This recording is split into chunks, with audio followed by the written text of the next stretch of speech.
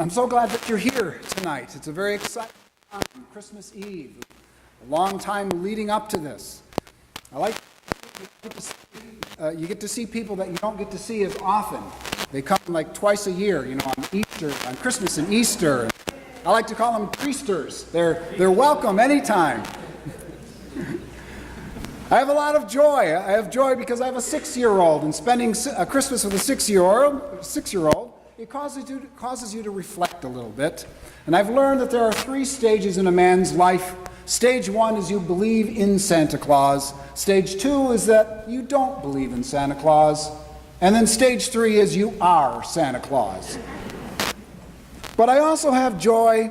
I have joy because Jesus is the light of life in my life. It's a wonderful full moon tonight. Won't happen again until 2031. So I'm glad you're here.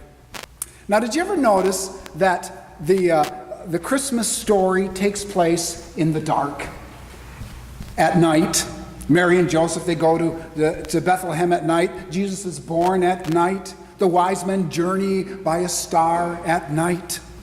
And the Christmas songs, Silent Night, O Holy Night, It Came Upon a Midnight Clear. These are songs of night. Jesus was born in the darkness in the middle of the night at the winter solstice. This is not historical time. We don't really know when Jesus was born. Some biblical scholars think it was spring because they've sort of analyzed and they that the shepherds were watching their flocks at night. It would have been cold. It was spring. Of course, they were wearing Hawaiian shirts and cargo shorts. That's the way too. A very smart pope decided to place Jesus' birthday on December 25th to coincide with the winter solstice, uniting Christians and pagans in the same holiday. It happened at night. Darkness is a metaphor. We get lost in the dark. I do anyway. We stumble in the dark. We are often afraid of the dark. That's when our imagination can play with us. A boy asked by his mom had to go to the pantry for a can of cranberries. It's dark in there, he protested. There's there are no windows, and there's a string hanging from the only light bulb in the center of the ceiling. I don't want to go in there, he said. Go on, Mom said. Jesus will be in there too.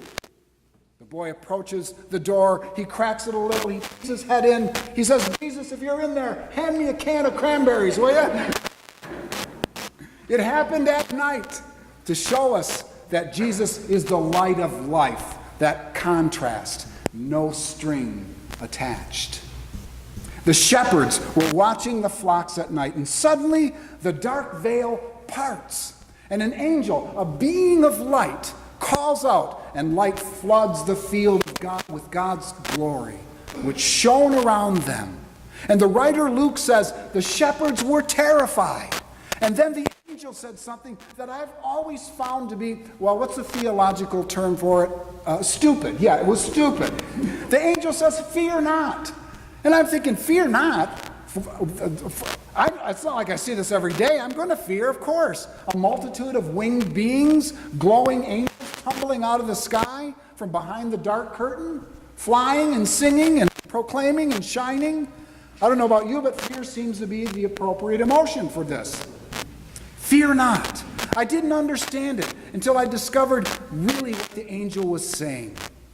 He's using a Greek word, ancient Greek word, phobos. Doesn't mean that we shouldn't feel afraid. We do feel afraid at times. I mean, that's normal and that's healthy. Phobos means don't run away. The angel is saying, don't give up and split the tail between your legs. Don't remain in fear. Don't be paralyzed and paranoid. That's not healthy because something has happened. Things are different now. God has broken into history and God is now involved firsthand in the flesh. You are not alone. God will give you the strength and hope to get through whatever it is you need to get through. True then, true for us today. because we live in a sometimes dark world where people do whatever they want. They can be cruel, they can be bitter, they can be selfish. Outwardly, in this festive season of life, we see so many people, and they crank up the wattage this time of year until they match the Griswold's house from Christmas vacation. But inwardly, they seem to be dying of sadness and emptiness and basic bah humbuggery. I made that word up. That's a good word. Bah humbuggery. Jesus is the light of life. His story is filled with light. Angels and stars and glory and revelation, enlightenment. Jesus is the light, making things bright. Brighter than Christmas tree lights, brighter than Rudolph's nose. Jesus also promised, I will be with you always, everywhere, through anything. Jesus is the light of life. In him the darkness fades, the shadows retreat, whatever your darkness may be. In the darkness of loss and grief, I found the light. In the darkness of addiction and illness and guilt or fear, perhaps you have found the light. Isaiah wrote, in 700 BC, the people who walked in darkness have seen a great light. That light is Jesus, and it is in you. There's a scene that I want to leave with you.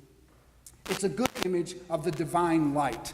And it's from a movie called It's a Wonderful Life, one of my favorite Christmas shows. It's an old black and white show, and it has a really good message about appreciating the blessings that you already have, your family and your friends and love and generosity.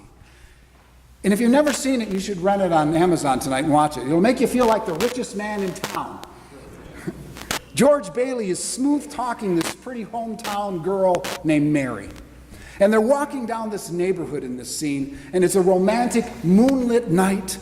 And they're talking about their wishes and their dreams, and they stop, and they're staring into each other's eyes, and George asks Mary, what is it that you want? What do you want?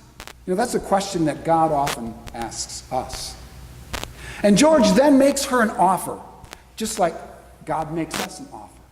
George directs her attention upward, and he says, do you want the moon, Mary? If you want, I'll lasso the moon, and I'll pull it down here, and I'll give it to you. And Mary asks, then what? Mary's not the brightest bulb on the Christmas tree.